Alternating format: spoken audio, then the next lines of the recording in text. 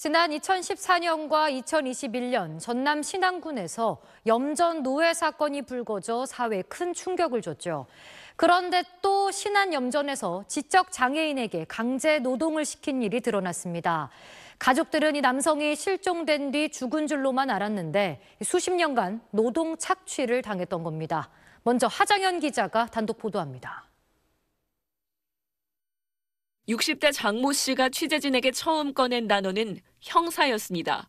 혼자라고 받을게 다 금지하려고 조금 내가 혼자까지 안 가냐 엄마. IQ 42, 중증 지적 장애인인 장 씨는 의사소통이 원활하지 않습니다.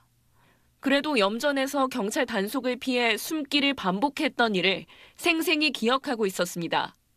창을 숨어갖고 산에 가서 숨어갖고 있었지. 20대 후반이던 1988년 경기도 성남에서 실종된 장 씨를 가족들은 죽었다고 여겼습니다. 돌아가신 줄 알고 엄마랑 아버지랑 오빠랑 해서 이제 제사 같은 거 해주고.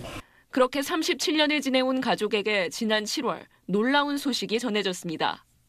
법원으로부터 광주의 한 요양병원 측이 신청한 성년 후견 절차에 동의하냐는 우편물이 날아든 겁니다. 깜짝 놀랐죠. 어머, 오빠가 살아있었어? 이래가지고 다들 이제 형제들이 난리가 난 거죠. 황급히 찾은 광주 요양병원엔 20대 청년으로 사라져 60대 중반이 된 장 씨가 있었습니다. 몰골은 말이 아니었습니다. 발톱이 다 소금에 있어 이제 빠졌더라고요. 언니도 다 이렇게 빠져 있어요. 40년 가까이 장 씨에게 대체 무슨 일이 있었던 걸까? 새벽 4시 나가요. 염제 있고 농사 짓고 다 해요. 장 씨가 말한 이름은 전남 신안군 신의도의 염전주였습니다. 직접 섬을 찾아갔습니다. 염전은 지난해 10월 폐업해 황량했습니다. 일부 주민은 장 씨를 뚜렷이 기억하고 있었습니다. 몸이 좀 모여가지고 말도 해갖고 여기 그 일 시킨 사람이 그 요양원에다가 그걸 넣었다. 힘들나 그래 갈 데가 없진 드라마짠가. 돌아다니고 민원도 들어갔을걸. 이곳이 바로 피해자가 수십 년간 일했던 염전입니다. 그런데 이 염전이 폐업하자 피해자는 바로 요양병원으로 옮겨졌습니다. 통화가 닿은 염전주 A씨는 자기는 오갈 데 없는 장 씨를 돌봐준 것뿐이라고 주장했습니다. 경찰이 봐야 했습니다. 더 이상 이제 물어보지 마세요. 확인 결과 A씨는 2019년부터 4년 반 동안 장 씨에게 6,600여만 원의 임금을 제대로 지급하지 않은 근로기준법 위반 혐의로만 기소돼 최근 벌금 300만 원에 형 집행 1년 유예 판결을 받았습니다. 그런데 A씨는 지난 2014년 염전노예 사건 때도 아버지가 유인해온 지적장애인을 임금을 주지 않고 착취한 혐의로 징역 8월에 집행유예 2년의 처벌을 받은 적이 있었습니다. SBS 하정현입니다. 저희 취재 결과 장 씨는 염전주 부자로부터 대를 이어 착취당한 걸로 드러났습니다. 11년 전부터 구조할 수 있는 기회가 수차례나 있었습니다만 우리 사회는 장 씨와 같은 지적 장애인을 방치했습니다. 이어서 이태권 기자의 보도입니다. 지난해 11월부터 장 씨가 머물렀던 광주의 요양병원입니다. 병원 측은 염전주 A씨 가족이 장 씨를 무연고자로 설명했다고 했습니다. 혼혈이 없으니까 그때는 나타난 사람이 없어요.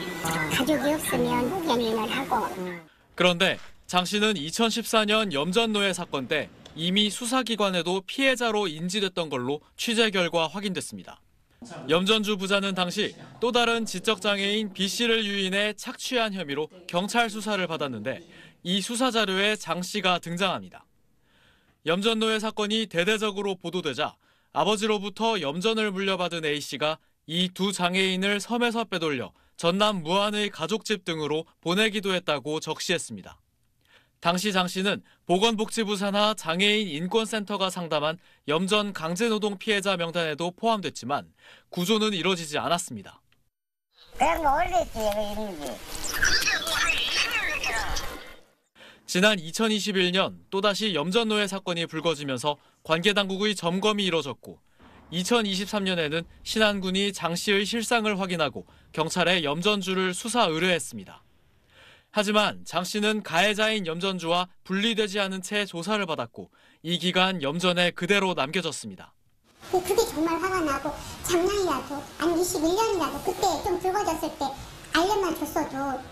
경찰은 장 씨 가족 한 명에게 연락을 취했지만 닿지 않았고 장 씨가 거부해 A 씨와 분리시키지 못했다고 해명했습니다.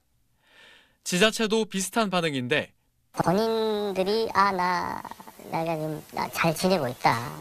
좀 어려웠던 것 같습니다. 구조해낼 수 있는 골든타임이 있었는데도 불구하고 본인이 계속 그 학대 현장에 있다고 하면 그냥 내버려 둬야 돼요. 장이 착취를 당하도록 내버려 둬야 돼요. 그게 국가랑 옹호기관의 역할이 아니잖아요. 심리적으로 지배당하기 쉬운 지적장애인의 특수성을 고려하지 않은 책임 회피적 행정이 거듭되면서 장 씨에 대한 착취는 길어진 셈입니다. SBS 이태원입니다. 어제 저희가 단독으로 전해드린 전남 신안염전 강제노동 피해자 이야기 이어가겠습니다. 지난 2014년과 2021년 두 번의 염전노예 사태가 불거지자 해당 지자체는 대책을 내놨습니다. 하지만 형식적일 뿐 허점투성이었습니다. 하정연 기자가 단독 보도합니다. 장 씨는 자신이 언제 염전에 들어왔는지조차 기억하지 못합니다. 새벽 4시 나가요. 밀고 간 거. 서울통. 중증 지적 장애인으로 의사 표현까지 쉽지 않은 그에게 염전은 감옥과 다름없었습니다. 보고 싶었지. 사장이 핸드폰 안 돼. 자기가 핸드폰 자기가 하는 거. 지난 2014년 염전노예 사건 당시 피해자의 75%는 장애를 지닌 경우로 확인됐습니다.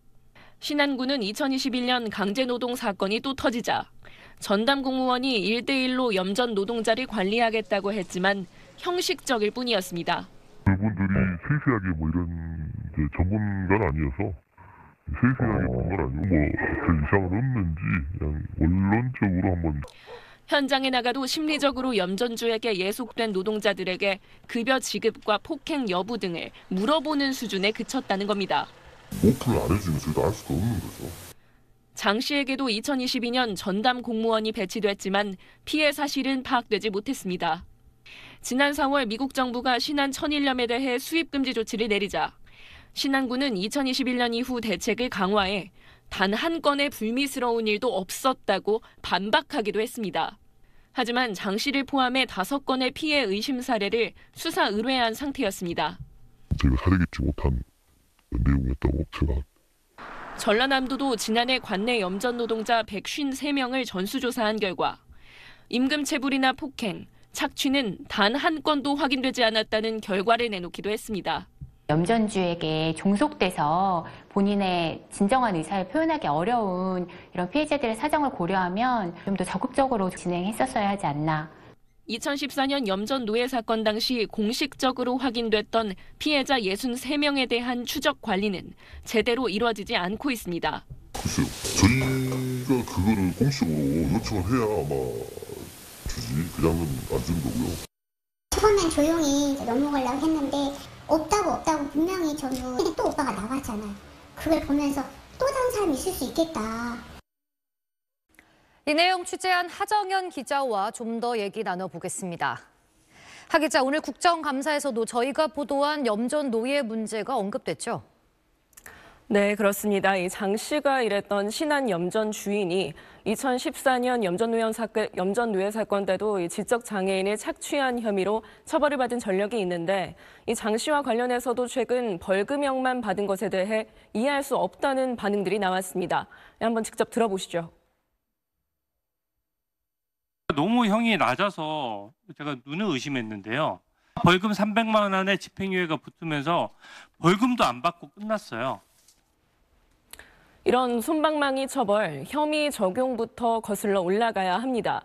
염전 강제노동 사건을 대부분 임금체불, 그러니까 단순히 근로기준법 위반 혐의만 적용해 수사하고 기소하는 경우가 많기 때문입니다. 전문가들은 최소한 준사기, 그러니까 이 심신장애를 이용해 얻은 재산상의 이익을 범죄나 이 장애인복지법 위반으로 처벌해야 한다고 주장하고 있습니다. 해외에선 이런 경우 강제노동 또는 인신매매로 규정하는데요. 영국에선 최대 종신형까지 가능합니다. 네, 정부나 지자체, 경찰 이런 관련 주체들이 모두 피해자가 거부해서 구조할 수 없었다 이런 핑계만 되는데 이걸 어떻게 받아들여야 하는 겁니까? 네, 그렇습니다. 우리가 염전 강제 노동 사건을 바라볼 때 잊지 말아야 할 게 피해자가 지적 장애인이라는 이 특수성입니다. 저도 이번엔 장 씨가 수십 년간 착취당했던 섬에 갔다 왔는데요. 일단 고립된 환경이고 또 오랜 기간 염전주에 예속돼 생활하다 보니까 이 심리적으로 지배당하기가 쉽습니다. 실제 피해자들은 대부분 이 염전주를 아빠, 마님, 사모님 이렇게 부른다는 조사 결과도 있습니다. 그러니 이 수사와 재판 과정에서 염전주 편을 들거나 처벌 불원서를 써주는 경우도 많습니다. 결국 강제노동 여부 판단에서 단순히 이 피해자가 동의했느냐보다 피해자의 사정을 종합적으로 판단하는 시스템이 필요하고요. 이 지적 장애인과 라포를 형성할 수 있고 좋게 넘어가자 이런 폐쇄적인 지역 분위기에서도 자유로운 객관적이고 전문성 있는 인력이 피해자를 돕게 하는 정부의 노력이 중요해 보입니다. 네, 하 기자 잘 들었습니다.